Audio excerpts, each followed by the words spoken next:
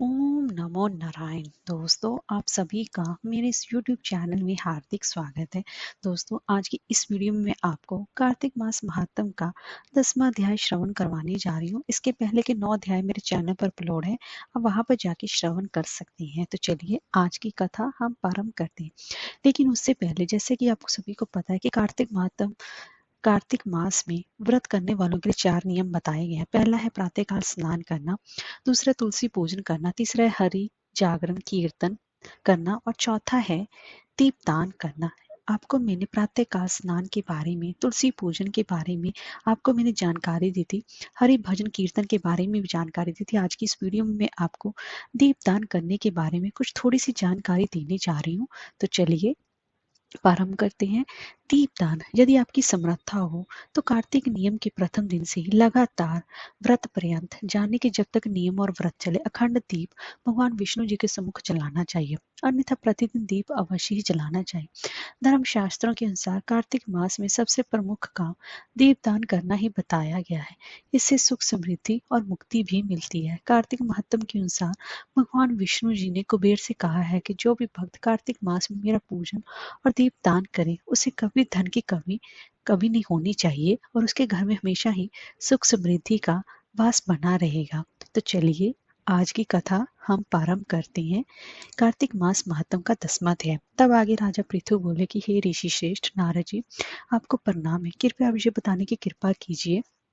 जब भगवान शंकर ने अपने मस्तक के तेज को क्षीर सागर में डाला तो उस समय क्या हुआ? तब नारद जी बोले कि हे राजन, जब भगवान शंकर ने अपना वह तेज क्षीर सागर में डाल दिया तो उस समय वह शीघ्र ही बालक होकर सागर के संगम पर बैठकर संसार को भेद देने वाला रुदन करने लगा।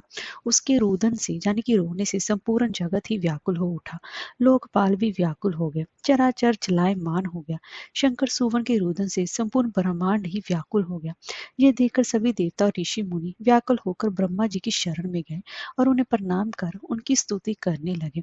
उन सभी ने ब्रह्मा जी से कहा कि हे पितामह, ये तीनों लोकों में बहुत ही विकट परिस्थिति उत्पन्न हो गई है। हे महायोगी, इस परिस्थिति को अब खत्म कीजिए। देवताओं के मुख से इस प्रकार सुनकर ब्रह्मा जी सत्यलोक से उतरकर उस बालक को देखने के लिए सागर तट पर गए। सागर ने ब्रह्मा जी को आता देखकर उन्हें प्रणाम किया और बालक को उठाकर उनकी गोद में दे दिया। आश्चर्यचकित होते हुए ब्रह्मा जी से पूछा कि हे सागर, ये बालक किसका है? शीघ्रता पूर्वक कहो। सागर भी नम्रता पूर्वक बोला कि प्रभु, ये तो मुझे ज्ञात नहीं है, परंतु मैं इतना अवश्य जानता हूँ कि यह गंगा सागर के संगम पर प्रकट हुआ है। इसलिए हे जगत गुरु, आप इस बालक का जात कर्म आदि संस्कार करके इस जातक का फल बताइए। तब नारद जी राजा पृथु से बोले कि सागर ब्रह्मा जी के गले में हाथ डालकर बार बार उनका आकर्षण कर रहा था। फिर उसने ब्रह्मा जी का गला इतनी जोर से पकड़ा कि उससे पीड़ित होकर ब्रह्मा जी की भी आंखों से अश्रु टपकने लगे। ब्रह्मा जी ने अपने दोनों हाथों का जोर लगाकर किसी प्रकार सागर से अपना गला छुड़वाया और सागर से कहा कि हे सागर सुनो, मैं तुम्हारे इस पुत्र का जातक फल कहता हूँ। मेरे नेत्रों से ये जल निकला है, इस कारण इसका नाम जलंधर होगा। उत्पन्न होते ही ये तरुण अवस्था को प्राप्त हो गया है, इसलिए ये सब शास्त्रों का प्रागामी, महापराक्रमी, महावीर, बलशाली, महायोद्धा और अन्य विजय प्राप्त करने वाला होगा। यह बालक सभी दैत्यों का अधिपति होगा। ये किसी से भी पराजित न होने वाला तथा भगवान विष्णु को भी जीतने वाला होगा। भगवान शंकर को छोड़कर यह सबसे ही अवध्य होगा। जाने कि भगवान शंकर ही एक इसको नीचे दिखा सकते हैं, इससे युद्ध कर सकती हैं। जहां से इसकी उत्पत्ति हुई है ये वहीं जाएगा। इसकी पत्नी बड़ी ही पतिव्रता, सौभाग्यशाली, सर्वांग सुंदरी, परम मनोहर, मधुर वाणी बोलने वाली तथा शीलवान होगी। सागर से इस प्रकार कहकर ब्रह्मा जी ने शुक्राचार्य को बुलाया और उनके हाथों से बालक का राज्याभिषेक कराकर स्वयं अंतर ध्यान हो गए। बालक को देखकर सागर की प्रसन्नता की सीमा न रही। वह हर्षित मन से घर आ गया। फिर सागर में उस बालक का लालन पालन कर उसे पुष्ट किया। फिर काल नेमी नामक असुर को बुलाकर वृंदा नाम की कन्या से विधि पूर्वक उसका विवाह करा दिया।